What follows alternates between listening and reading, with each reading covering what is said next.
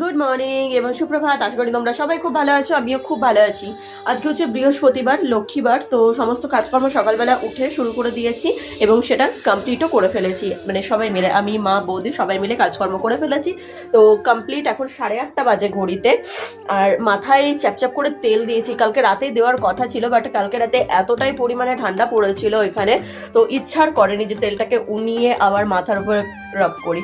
তো সকালবেলা বৌদি গরম জল করলো, তো সেই গরম জলের মধ্যে এত পরিমাণে তেল জমে গিয়েছে, সেই মানে গলতেই চাইছে না তেলটা। যাই হোক, কোনো রকমে তো গোলালাম, সেটাকে মাথায় ভালো করে চুলে টুলে রাব করে নিলাম। আজকে তো শ্যাম্পু করবো, তার জন্য চুলে মেনলি তেলটা দেওয়া। মানে প্রচুর পরিমাণে চুল উঠছে, ড্যান্ড্রফটা কমেছে। সেদিনকে মাথায় লেবু দিয়েছিলাম, লেবুর রস দিয়েছিলাম, তো ড্যান্ড্রফটা অনেকটাই কমে গিয়েছে। মানে খুব একটা ড্যান্ড্রফ হয় না যদিও, কিন্তু তাও কিছু কিছু ড্যান্ড্রফ হয়ে থাকে এই শীতকালে। আমার চা এখনই হঠাৎ মনে পড়লো যে ব্রাশটা আমি বাইরে রেখে চলে এসেছি, তো কোনো কারণে আমার কুটুর চোখে যদি পড়ে তো সেটাকে মানে এদিক ওদিক করে একদম তার তেজ ঠান্ডা করে দেবে। হাই গাইস, জোরে গাইস, তাকাও, এদিকে তাকাও, এদিকে তাকাও ক্যামেরার দিকে, বলো গুড মর্নিং গাইস।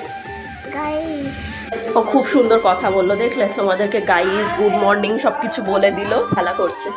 আর আমি ব্রাশটা রাখতে এলাম এই যে। আর ওর হাতে যদি পড়েছে একবার ব্রাশটা, তো আর আমি আর খুঁজে পাবো না এই জীবনে। চা খেতে বসেছি, তো চাদরটা সকাল থেকে কাজকর্ম করার টাইমে আর গায়ে দেওয়ার কথা মনে থাকে না, মানে বিরক্ত লাগে, শুধু এদিক ওদিক দিয়ে নেমে যাই। এবার যখন চাটা খেতে বসলাম তখন মনে হলো চাদরটা মনে হচ্ছে কি গায়ে নেই। তো হ্যাঁ, দেখি চাদরটা গায়ে নেই, খেয়াল থাকে না, বুঝেছো তো, মানে উল্টোপাল্টা হয়ে যায়। আর খুব ঠান্ডা ঠান্ডা লেগে যাচ্ছে বুঝতে পারছি, কিন্তু কি করব, ঠান্ডার দিনে ঠান্ডা লাগবে, এটাই স্বাভাবিক, তাই না? যতই প্রোটেকশন দাও তোমার ঠান্ডা একবার লাগবে। আর আমার ক্ষেত্রে একটু এক্সেপশনাল আছে, সিজনে আমার হতেই থাকে। তো ওই জন্য চটপট করে চাদরটা গায়ে দিয়ে নিলাম। ঠান্ডা তো লাগছে, কিন্তু অতিরিক্ত তো লাগানো যাবে না, সামনে আবার বান্ধবীর বিয়ে রয়েছে, তো নিজেকেও একটু প্রিকশন নিতে হবে সব কিছুর থেকে। চলো গরম গরম চা আগে গলগ্রস্ত করে নিই। চা খাওয়া হলো, এগুলো সব এবার গুছিয়ে রাখি। শুধু বৌদি চা খায়নি, এইটা ফ্লাস্ক আর একটা কাপ এখানে রেখে দিই। এই কাপটা থাক, এটার উপরে করে নিয়ে যাই। এটা সব পরিষ্কার করে নিই, আর টুকটাক কাজকর্ম রয়েছে। আমার মা চেন্নাই থেকে এই সুন্দর একটা জিনিস নিয়ে এসেছে, কড়াই। মানে এত লাইট ওয়েট কড়াইটা, এত সুন্দর, রান্না করতেও খুব ভালো লাগে। যদি আমিও এখনো ট্রাই করে দেখিনি, বৌদি মা করেছে রান্না। আর হ্যান্ডেলটা তো দেখো বেশ সুন্দর, একদম সে সিলভার কালারের কড়াইটা, বেশ ভালো। অনেকটা দেখো এখানে ডিপ খোদল টাইপের রয়েছে। এটা ঠিক ননস্টিকও না বা কিছু, মানে কি বলতে পারবো না, ঠিক আছে? ওখানকার মানে চেন্নাইতে এরকম টাইপেরই কড়াই সব ইউজ করে। আর হাঁড়ি সেই গলা উঁচু উঁচু কেমন কেমন টাইপের হাঁড়ি, তো মা ওখান থেকে কড়াইটা এনেছে, দুটো ননস্টিকের তাওয়া এনেছে, আর কি ব্যাস এই ওই যে ঝুড়িতে কতগুলো বাসন টাসন রয়েছে। এবার এই বাসনগুলো আমি ঠিকঠাক জায়গা মতো সেটেল করে দিই।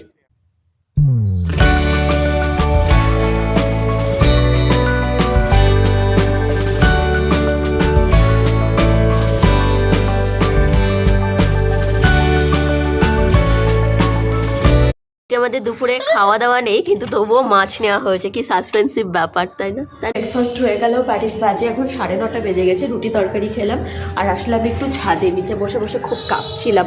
মাথায় তেল দিয়েছি, আজকে শ্যাম্পু করবো বলে একটু চুলটা একটু শুকাবো, একটু রোদ্দুরটা লাগা ভালো চুলে।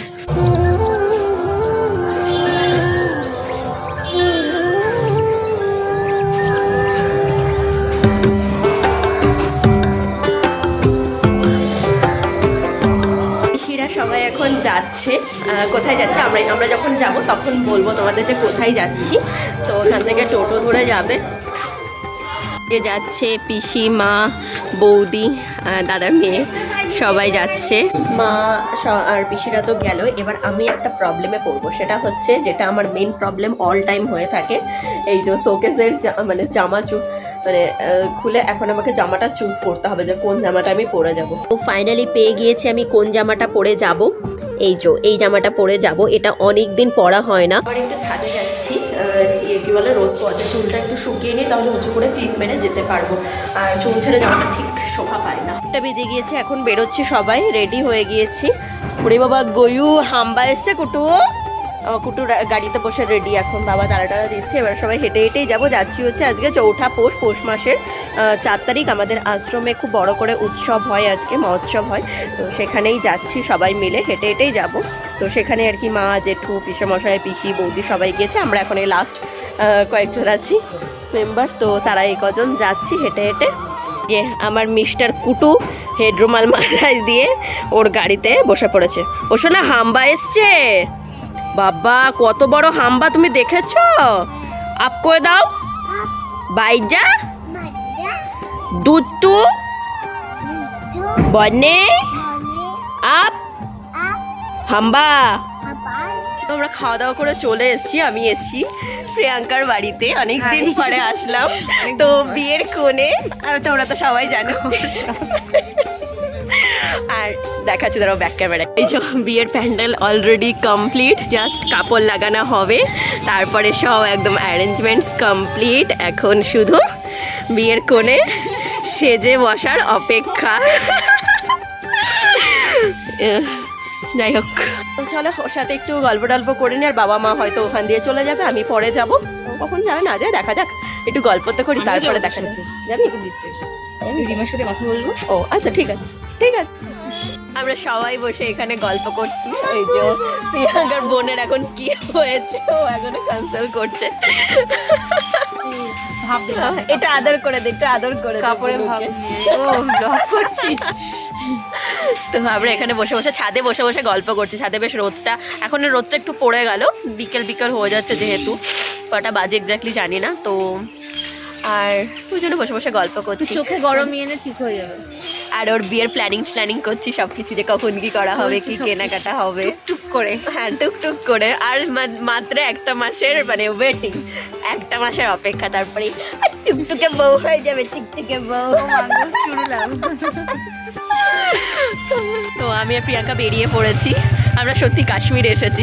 আর আমার এটা দেখলে তো এতক্ষণ বলছিলাম ওকে যে মনে হচ্ছে যেন মসজিদে নামাজ পড়তে যাচ্ছে। দেখো এই প্রিয়াঙ্কাদের বাড়ির এই দিকটা কত সুন্দর লাগে, আমার খুব ভালো লাগে, দারুণ লাগে এই দিকটা। আর বিকেলে পড়ন্ত রোদে তো আরও ভালো লাগে। আর যখন এই চারপাশটা এখন সর্ষে ফুল উঠবে তখন আরও ভালো লাগবে। এখন তো তাও সন্ধ্যা হয়ে যাচ্ছে, কিন্তু বিকেলের টাইমটাই এই জায়গাটা খুব ভালো লাগে দেখতে, বেশ রোদের আভাটা পড়ে তো খুব ভালো লাগে। যাই হোক, বাড়িতে চলে এসেছি। বাড়িতে এসে গিয়েছিলাম নেল এক্সটেনশন করে যে মেয়েটা পাশের বাড়িতেই, মানে ও করে না, ওর একটা ফ্রেন্ড করে, তো তার সাথে কথা বলতে আমি আর প্রিয়াঙ্কা গিয়েছিলাম। তো যাই হোক ফাইনালি হয়ে গেছে, সেটাও কমপ্লিট। তো ওর বিয়ের মোটামুটি এখনো এখানে বসে আছে, মানে ক্যামেরা দেখাতে আমাকে বারণ করলাম, এটা বলে দিলাম ঠিক আছে, কারণ তোকে সত্যি সত্যি ক্যামেরায় আনতাম। এনিওয়েজ ঠিক আছে চলো, বিয়ের সময় তো কত ফটোই তোমরা দেখতে পাবে, তখন তো বারণ করলো আর শুনবো না। বাড়ি চলে গেল, জাস্ট 5 মিনিট হলো বাড়ি গেল। এখন একটু বসেই রয়েছি।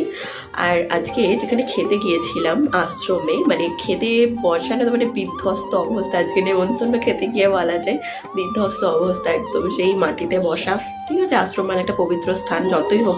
আগের বছর চট সব পেতে দিয়েছিল, কিন্তু এবছর কিচ্ছু পাতেনি। ওই জুতো পরে গেছিলাম, ওর ওপরে জুতোটা খুলে ওর ওপরেই বসে পড়েছে, মানে এক প্রকার মাটিতে বসাই বলে। যাই হোক, সেই বলে নেমন্তন্ন খেতে একদম বিধ্বস্ত অবস্থা, কি আর করা যাবে, কিছু করার নেই। তো যাই হোক, আজকের ভিডিওটা আমার এখানে এন্ড করছি। আজকে সারাটা দিন খুব এনজয় করলাম প্রিয়াঙ্কার সাথে, ওর বোনের সাথে, খুব ভালো লাগলো। চলো সবাই খুব ভালো থেকো, সুস্থ থেকো, নিজেদের শরীরে খেয়াল রেখো, অবশ্যই খুব সাবধানে থেকো। দেখা হবে অন্য একটা ডেইলি ব্লগের সাথে, ততক্ষণ পর্যন্ত আমার চ্যানেলের পাশে থেকো, আমার চ্যানেলটাকে সাবস্ক্রাইব করে দিও। আর আমার গলাটা মানে আস্তে আস্তে বসতে চলছে, বুঝতে পেরেছো, বসেই যাবে মনে হচ্ছে। টাটা।